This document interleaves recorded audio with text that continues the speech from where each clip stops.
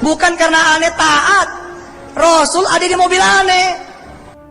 Allahu Akbar. Rasul ada di mobilnya dia katanya ya. Demi Allah, Demi Allah lagi. saya nyaksiin, saya udah gak bisa buang sampah. Kenapa? Rasul ngikutin. Nah, dia nggak bisa buang sampah katanya sembarangan ya, buang sampah sembarangan maksudnya. Karena Rasulullah ngikutin dia katanya. Gila, sampai kayak gitu. Jadi saya tuh ya nggak buang sampah sembarangan itu bukan karena yang lain, karena Rasul.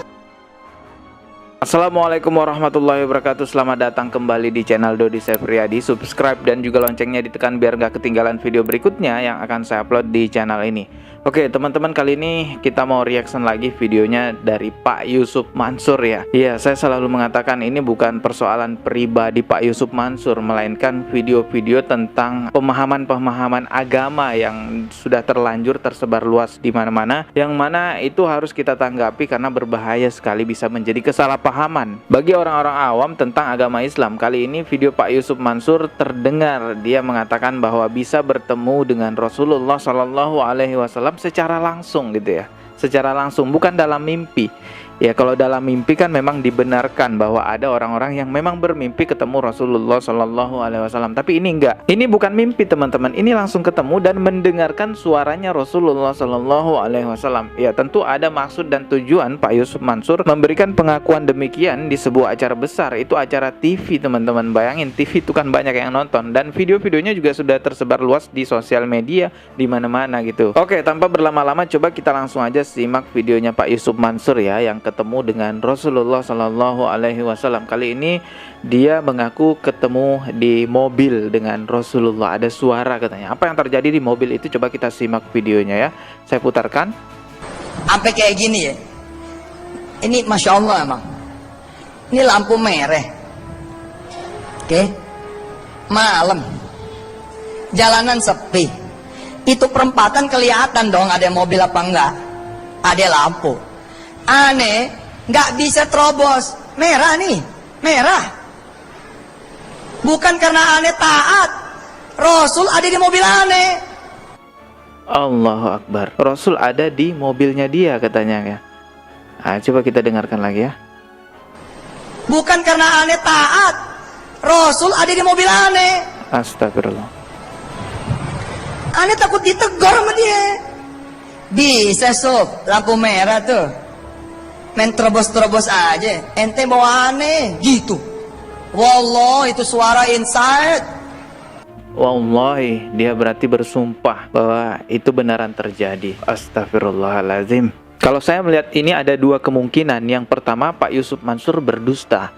Ya, kalau ini beneran dusta, maka ini adalah dusta yang sangat luar biasa, sangat berdosa sekali karena mencatut nama Allah dan Rasul Nabi Muhammad Shallallahu Alaihi Wasallam. Apa tujuannya orang-orang yang berdusta ketemu Rasulullah? Bahkan ada orang yang berdusta ketemu Allah, ketemu malaikat. Ya, tujuan orang-orang yang selalu berdusta dengan demikian tidak ada tujuan lain selain ingin dipandang sebagai orang suci, sebagai orang hebat. Bayangin Pak Yusuf Mansur hanya sekedar lampu merah saja, menerobos lampu merah saja diingatkan oleh Rasulullah. Ini kan seolah-olah wah suci banget nih dari dosa-dosa, kan seperti itu. Yaitu kemungkinan pertama ya, atau dugaan pertama. Yang kedua, ya bisa jadi kalau memang itu beneran terjadi di mobilnya Pak Yusuf Mansur, ada suara yang mengingatkan jangan terobos lampu merah. Dari mana dia tahu itu suaranya Rasulullah? Bisa aja itu suaranya setan atau jin, atau suara halusinasi dia sendiri, kan seperti itu. Memang jin, setan, iblis itu tidak bisa menyerupai Rasulullah. Tapi ingat, jin, setan, iblis itu bisa mengaku sebagai siapa saja. Jangankan mengaku sebagai Rasulullah, mengaku sebagai Tuhan aja banyak jin-jin yang mengaku sebagai Tuhan. Orang-orang yang kesurupan lalu tiba-tiba mengaku akulah Tuhan. Kan banyak seperti itu. Apalagi ini ketemunya bukan dalam mimpi, dalam keadaan sadar. Jadi ingat ya, saya ulang lagi, harus tahu bahwa memang jin itu tidak bisa menyerupai Rasulullah. Makanya orang-orang yang bermimpi ketemu Rasulullah selalu ditanya, seperti apa ciri-ciri yang engkau lihat? Kalau sesuai dengan ciri-cirinya Rasulullah, maka itu Rasulullah. Karena jin tidak bisa menirukan Rasulullah. Tapi ingat-ingat, jin itu bisa mengaku sebagai siapa saja loh. Bisa mengaku sebagai Allah, bahkan bisa mengaku sebagai Allah ya. Apalagi bisa mengaku juga sebagai Rasulullah. Oke teman-teman, kita lanjut aja ke video berikutnya ya. Ini sepertinya masih di acara yang sama. Coba kita dengarkan dulu videonya. Di segmen ini saya kasih bocoran sedikit. Dan itu berlalu di setiap malam. Berlalu sampai tadi malam. Jadi kalau mau tidur nih, awal dulu deh ya, cerita awal ya. Kenapa tadi saya nangis dengan izin Allah Subhanahu wa taala. Nah, jadi kalau Pak Yusuf Mansur mau tidur katanya. Saya kan ustadz nih katanya. Nah, Ustadz. Perhatikan ekspresi ibu-ibu ini. Wah, benar-benar mengidolakan ataupun membenarkan ya apa yang disampaikan oleh Pak Yusuf Mansur gitu. Saya nyuruhin orang baca Al-Mulk toh. Tapi kan kadang kita capek capek gitu loh. Gimana ya namanya capek ya kan. Kita pulang setengah 1, jam 1 aja. Kita bawaannya pengen telentang aja, pengen rebah aja udah. Tapi satu saat suara itu kemudian hadir. Ini mula-mula cuma suara, Ustaz Agung. Saya jujur, mula-mula cuma suara pemirsa. Makin kemari dia duduk. Allahu Akbar, la ilaha illallah Muhammadur Rasulullah. Jadi kalau saya tidak baca Al-Mulk tuh, ada yang duduk tuh di samping tempat tidur saya. Lalu nanya seperti nanya di setiap malam, fi kulli layali, in every single night, di setiap malam tersenyum lalu berbisik. Bisa Suf, ada aku di sini dan engkau umatku, nggak berdiri untuk witir, walau rakaatan, walau 1 rakaat, walau demi Allah. Demi Allah lagi. Saya nyaksiin, saya udah nggak bisa buang sampah. Kenapa? Rasul ngikutin. Nah, dia nggak bisa buang sampah katanya, sembarangan ya, buang sampah sembarangan maksudnya. Karena Rasulullah ngikutin dia katanya. Gila, sampai kayak gitu. Jadi saya tuh ya nggak buang sampah sembarangan itu bukan karena yang lain, karena Rasul. Allahumma sholli wa sallim barik alaihi. Jadi dia tuh nggak bisa buang sampah sembarangan katanya, karena Rasulullah ngikutin dia. Betapa dia ingin terlihat suci ya di mata orang-orang sampai harus mengaku seperti itu. Kalau dia ngaku-ngaku punya perusahaan ini, terus perusahaannya mau dibeli investor sekian triliun, punya klub sepak bola seharga sekian miliar, punya ini dan punya itu, punya segalanya pokoknya, itu kita nggak peduli, biarin aja seperti itu. Tapi kalau ngaku-ngaku ketemu Rasulullah, apalagi pengakuannya itu bukan dalam mimpi loh, secara langsung. Rasulullah mengikuti dia kemana-mana sampai ada di dalam mobilnya. Nah, ini kita sebagai umatnya Rasulullah, masa kita harus diam dengan hal-hal seperti ini? Banyak lagi hal-hal lainnya. Allah Subhanahu wa taala dibilang ngaco jadi Tuhan. Dia bilang kita boleh berdoa kepada Allah dengan tanpa adab dan kata-kata kasar. Coba iseng Anda angkat tangan kepada Allah. Ya Allah ya Karim, ya Allah ya Rahman, ya Allah ya Rahim, ya Allah ya Fattah ya Razzaq.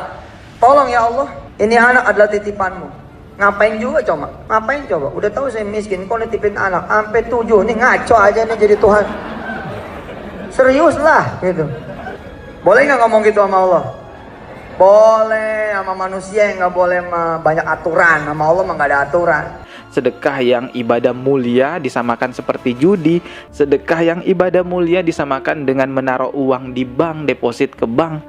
Allahu Akbar. Kita nggak bisa diam kalau hal-hal seperti ini. Dia bilang saya coba lagi ya. Coba lagi jajal kayak main judi gitu, pasang lagi gitu. Saya harap juga ada ulama besar di Indonesia yang mau berbicara mengenai hal ini ya, karena udah sangat parah sekali. Karena kalau cuma saya yang berbicara, hanya seorang YouTuber yang peduli dengan agama Islam, saya rasa dampaknya tidak terlalu besar ya. Tapi kalau ulama yang memang diagung-agungkan di negara kita, ulama yang memang ditinggikan di negara kita, berbicara mengenai hal ini, saya rasa ini luar biasa dampaknya. Tentunya bukan untuk mengucilkan, menjelek-jelekan atau memojokkan Pak Yusuf Mansur ya. Ini demi untuk meluruskan paham agama tentang ajaran agama Islam yang sudah terlanjur videonya Pak Yusuf Mansur itu tersebar luas di mana-mana.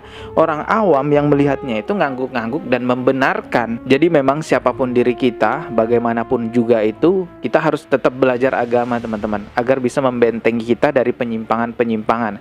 Salah satu faktor kenapa terjadinya fanatik buta ya karena kurangnya ilmu pengetahuan agamanya itu tadi. Jadi apapun yang disampaikan oleh panutannya ya udah ikut aja, disuruh ke jurang ya ikut loncat ke jurang juga kan gitu. Oke teman-teman, subscribe dan juga loncengnya ditekan biar nggak ketinggalan video berikutnya. Mohon maaf jika ada kata yang salah, semoga bermanfaat apa yang saya sampaikan ya. Sekian dari saya, wassalamualaikum warahmatullahi wabarakatuh.